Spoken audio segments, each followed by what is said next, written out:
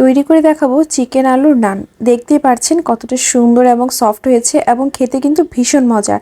এবং এটা তৈরি করতে তেল কিন্তু একেবারেই কম লাগে, একদম সামান্য তেল লাগে। তো চলুন দেখে নিই কীভাবে তৈরি করতে হবে এই নান। প্রথমে আমি যে ময়দার ডোটা তৈরি করব সের জন্য এখানে 2 কাপ ময়দা নিয়েছি, তাতে দিয়ে দিলাম 1 চা চামচ পরিমাণ ইস্ট। আমি এখানে অ্যাঞ্জেল ব্র্যান্ডের অ্যাক্টিভ ইস্ট ব্যবহার করেছি। আর দিয়ে দিচ্ছি স্বাদ মতো লবণ, আর দিয়ে দিলাম 1 চা চামচ চিনি। এবার শুকনো উপকরণগুলো একসাথে খুব ভালোভাবে মিক্স করে নিচ্ছি।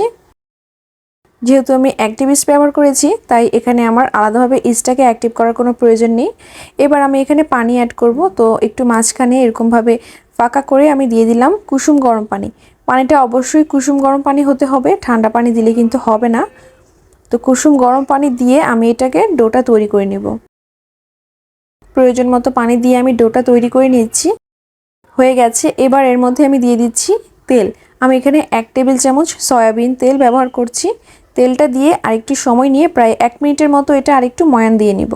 এতে করে ভালোভাবে পারফেক্টলি এটা তৈরি হবে। ডোটা যত ভালোভাবে তৈরি করা হবে এই নানটা ততই বেশি টেস্টি হবে। আমি আরেকটু মথে নিয়েছি, নিয়ে এবার এটা তৈরি করে নিলাম। হয়ে গেছে। এবার এরকমভাবে একটু গোল করে নিচ্ছি। গোল করে নিয়ে এর উপরে আমি দিয়ে দিচ্ছি প্রায় 1 চা চামচ পরিমাণ সয়াবিন তেল। তেলটা উপরে একটু মেখে নিলে যেটা হবে উপরের দিকটা ড্রাই হয়ে যাবে না এবং এটা ভালোভাবে ফুলে উঠবে। তো তেলটা মেখে নিলাম। এবার এটা আমি ঢেকে রেখে দিব প্রায় 30 মিনিটের জন্য এবং এর মাঝে তৈরি করে নিচ্ছি ভেতরের পুরটা তৈরির জন্য আমি এখানে একটু সামান্য সয়াবিন তেল নিয়ে নিলাম। এবার এর মধ্যে দিয়ে দিচ্ছি পেঁয়াজ কুচি এবং কাঁচামরিচ কুচি দিয়ে এটা ভালোভাবে একটু নেড়েচেড়ে ভেজে নিতে হবে। পেঁয়াজটা যখন একটু নরম হয়ে আসবে তখন এর মধ্যে আমি মশলা অ্যাড করব। তো পেঁয়াজটা নরম হওয়ার পরে এর মধ্যে দিয়ে দিলাম 1/2 চা চামচ রসুন বাটা, 1/2 চা চামচ আদা বাটা, 1 চা চামচ মরিচ গুঁড়া, 1/2 চা চামচ ধনিয়া গুঁড়া, আর দিয়ে দিচ্ছি 1/2 চা চামচ গোলমরিচ গুঁড়া। ঝালটা আপনারা নিজেদের স্বাদ মতো বাড়িয়ে কমিয়ে নেবেন। এবার সব কিছু একসাথে ভালোভাবে মিশিয়ে নিচ্ছি। এর মধ্যে দিয়ে দিলাম লবণ স্বাদ মতো, যার যার স্বাদ মতো লবণ দিয়ে নেবেন। এবার সব কিছু একসাথে নেড়েচেড়ে মিশিয়ে একটু ভেজে নিচ্ছি। আমি এখানে দেওয়ার জন্য যে মুরগি নিয়েছি মুরগিটা আমি একটু সেদ্ধ করে নিয়েছি, সেদ্ধ করে শ্রেড করে নিয়েছি। তো মুরগি সেদ্ধ করার যে পানিটা আছে সেই পানিটা দিয়ে আমি এবার এটা একটু কষিয়ে নিচ্ছি। এটা টোটালি অপশনাল, আপনারা নর্মাল পানি দিয়েও করতে পারবেন। আমার কাছে এই চিকেন স্টকটা ছিল তাই আমি এটা দিয়ে কষিয়ে নিচ্ছি, এতে করে ভালো একটা ফ্লেভার পাওয়া যাবে চিকেনের। তো এটা আমি সম্পূর্ণটা পানিটা শুকিয়ে যাওয়ার আগ পর্যন্ত কষিয়ে নিচ্ছি, এতে করে মশলার গন্ধটা চলে যাবে। কষিয়ে নেওয়া হয়ে গেলে আমি এর মধ্যে দিয়ে দিলাম একটি টমেটো কুচি। যে চিকেনটা রেখেছিলাম সেদ্ধ করে সেই সেদ্ধ করা চিকেন দিয়ে দিব। সেদ্ধ করা চিকেন দিয়ে আবারও ভেজে নিতে হবে সম্পূর্ণ টমেটোটা গলে যাওয়ার আগ পর্যন্ত। টমেটো গলে গেলে এর মধ্যে আমি সেদ্ধ করা আলু দিয়ে দিব। আমি একটি বড় সাইজের আলু সেদ্ধ করে ম্যাশ করে রেখে দিয়েছিলাম, সেটাই দিয়ে দিচ্ছি। দিয়ে এবার ভালোভাবে নেড়েচেড়ে মিশিয়ে নিচ্ছি। আর এখানে টমেটোটা কিন্তু অবশ্যই সেদ্ধ হওয়ার পরে আলুটা দিতে হবে। সবকিছু একসাথে ভালোভাবে মিশিয়ে নিচ্ছি। হয়ে গেলে এর মধ্যে দিয়ে দিচ্ছি পুদিনা পাতা কুচি এবং ধনিয়া পাতা কুচি। পুদিনা পাতা কুচি দিলে খুবই সুন্দর একটা ফ্লেভার পাওয়া যায়, তবে এটা অপশনাল, না হাতের কাছে না থাকলে না দিলেও চলবে। তো এবার ডোটা চেক করে নিচ্ছি। দেখুন ডোটা কত সুন্দর ফুলে গেছে এবং কতটা সফট হয়ে গেছে। তো এটা আমি আবারও প্রায় 1 মিনিটের মতো একটু মথে নিব।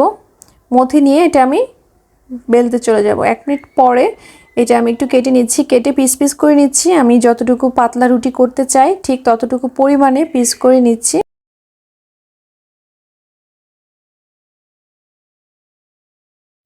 এটা বানানোর জন্য একটু পাতলা সাইজের রুটি করতে হবে, এতে করে নানটা ঠিকভাবে ফুলে উঠবে এবং খেতেও ভালো লাগবে। তো এরকমভাবে নিয়ে নিলাম, নিয়ে আমি একটা রুটি বেলে নিচ্ছি।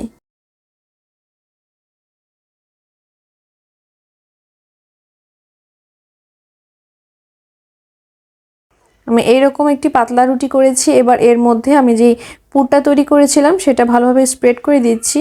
আমি একটু বড় সাইজের রুটি বেলেছি, আপনারা চাইলে একটু ছোট করেই বেলতে পারেন। আচ্ছা, এবার আমি এটা যেভাবে বানাবো সেটা আপনাদের ভিডিওটা ভালোভাবে দেখে বুঝে নিতে হবে। তো আমি প্রথমে এক কোণা দিয়ে কোনাকুনি করে ফোল্ড করে নিলাম। এবার উপরে একটু পানি দিয়ে দিচ্ছি, পানি দিলে এটা ভালোভাবে লেগে যাবে এবং খুলে আসবে না। তো এরকমভাবে লাগিয়ে দিলাম। দিয়ে এরকম কোনা করে নিচ্ছি। এবার নিচের দিকটাতেও একইভাবে একটু পানি দিয়ে আমি এটা বন্ধ করে দিব।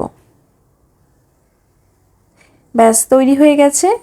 এটা বানানো খুবই সহজ, আপনারা নিশ্চয়ই দেখেই বুঝতে পেরেছেন। তো এটা বানানো হয়ে গেছে। তো দেখুন কি সুন্দরভাবে এটা বানানো হয়ে গেছে। এবার এটা আমি ছেঁকে নিচ্ছি। ছেঁকে নেওয়ার জন্য আমি একটি শুকনো তাওয়ায় দিয়ে দিচ্ছি এটা, নানটা দিয়ে দিলাম। দিয়ে দেওয়ার পরে এটা আমি উল্টে পাল্টে শুকনো তাওয়াতেই ভেজে নেব। আচ্ছা, এটা দুইভাবেই ভাজা যাবে। আপনি চাইলে তেল ছাড়াও ভাজতে পারেন, আবার তেল দিয়েও ভাজতে পারেন। দোনোভাবে খেতেই ভালো লাগে। তো আমি এখানে খুবই সামান্য প্রায় 1 চামচের কম পরিমাণ তেল দিয়ে দিলাম। দিয়ে এটা একটু ভেজে নিচ্ছি। আর এই নানটা তৈরি করতে খুব বেশি তেলেরও প্রয়োজন হয় না, তবে তেলটা দিলে উপর দিকটা একটু খেতে ভালো লাগে, একটু মচমচা হয় তো খেতে ভালো লাগে। তো এবার ভেজে নিচ্ছিলাম, ভেজে তুলে নিলাম। ব্যাস তৈরি হয়ে গেল মজাদার চিকেন আলুর নান। আমি ছোট বড় দুই সাইজেই তৈরি করেছি।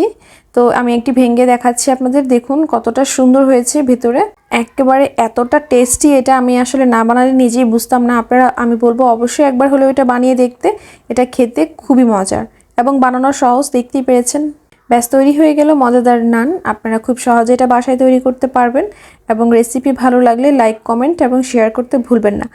এরকম অনেক সহজ এবং মজার ভিডিও আমার ইউটিউব চ্যানেলে আছে, আপনারা চাইলে সেখানে সাবস্ক্রাইব করে রাখতে পারেন।